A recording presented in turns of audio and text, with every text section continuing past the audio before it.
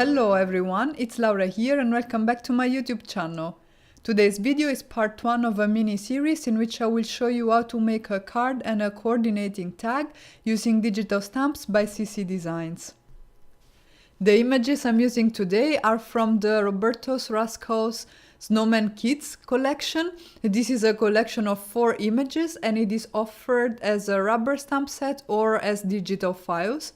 In this case I'm using the digital images, and I don't know, these kids were so cute that I couldn't pick just one, so I had to use them all. I used 3 of them on this card and the 4th one will be used on my tag. This video will be focusing on how to make the card, and if you want to see how I made the tag, you can follow the link to the second video in this mini-series, which will be linked down below and at the end of this video. So to start off the card, I printed my images. I first arranged them in this little scene and then I printed them on some Nina Desert Storm cardstock using my Canon Pixma printer. This printer is very cool because not only it's quite inexpensive, but it allows you to print both in waterproof ink and in alcohol marker resistant ink. Today I'll be using Prismacolor colored pencils, so that doesn't really matter too much, but in general I was really happy about this purchase, so I wanted to share this information with you guys. But let's get back to today's card. I decided to use Prismacolor Pencils and Distress Oxides for this card because I really like the way these two look together.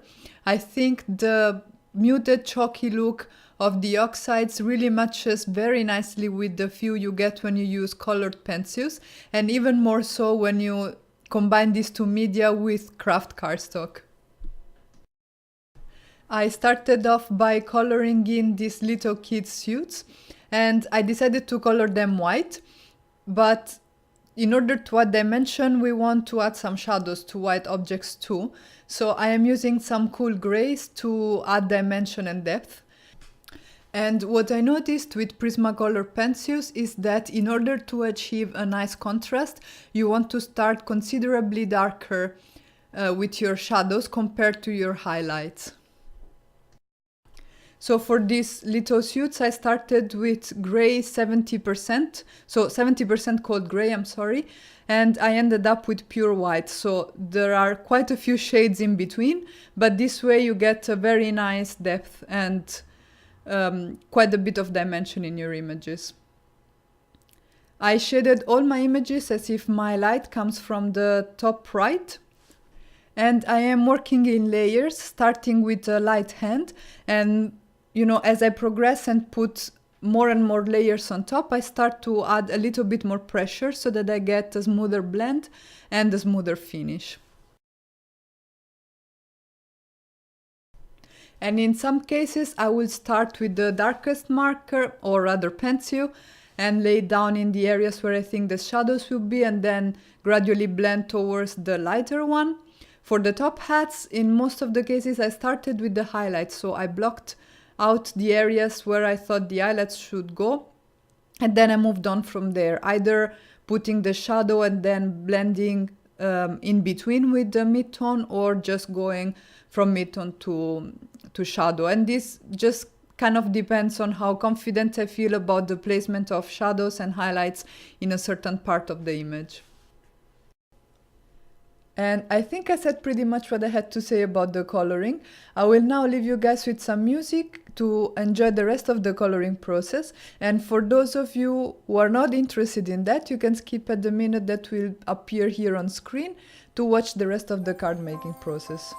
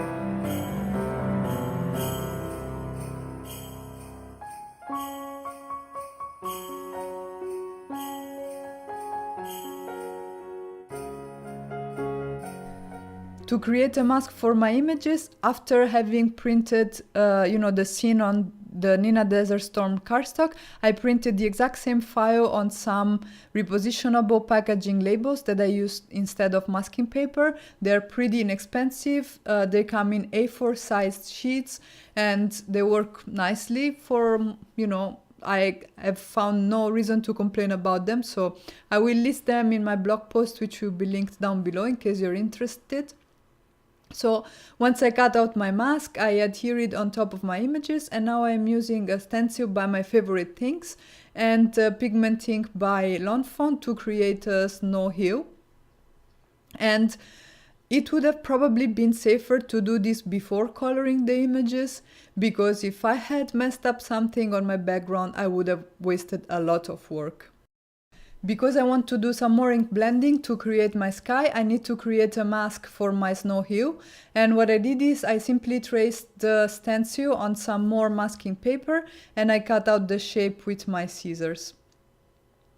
I am using Distress Oxides to create my sky, and I'm using faded jeans, and later on I will come in with black suit. I'm trying to have a lighter hand towards the center of the image so that I get a bit of a gradient and some depth even in my background.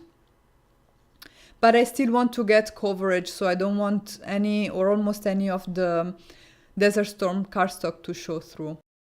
And one word of caution is due, because the Lawn Fawn pigment ink takes quite a bit to dry, so after having inked up my hue, I actually moved on and created the tag, and I left it there for maybe half an hour to dry before applying the mask and start ink blending the sky. So, you might want to be careful about that.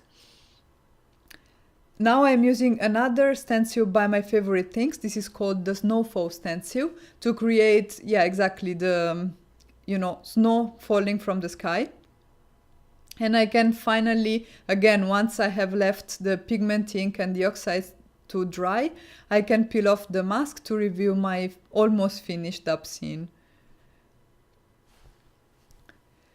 As I mentioned before, I will come back in with my black Prismacolor pencil, and you want to make sure that this is really sharp so that you get as fine lines as possible. And I am going over all the images to sort of reintroduce the black lines that were gone because of the Prismacolors. And I'm also trying to add some highlight to the hue with the white Prismacolor and some shadows under this little snowman with some cool gray colors. Deepening the shadows a little bit and blending them out so that I have a seamless transition with the hue. And now it's time to stamp the sentiment. I am using a stamp set by Clearly Besotted Stamps, and this particular sentiment reads "Merry Christmas from all of us," and I thought it was really nice with this group of kids. I thought this fit very, very nicely with this card. And I'm using faded jeans to stamp the sentiment so that it matches and ties in with the background. To finish off the card and to reintroduce a little bit of that kraft cardstock, I cut 2 strips of Nina Desert Storm cardstock again, and I am adhering them to the sides of this card, which when finished will measure 4 1/4 by 5.5 inches. And that's it. That's my card for today. I really hope you guys enjoyed this video and you found it useful. If so, please let me know in the comments below. Leave this video a thumbs up and consider subscribing to my channel. You can visit my blog for the full list of supplies, and I hope I'll be back soon with another video. Ciao!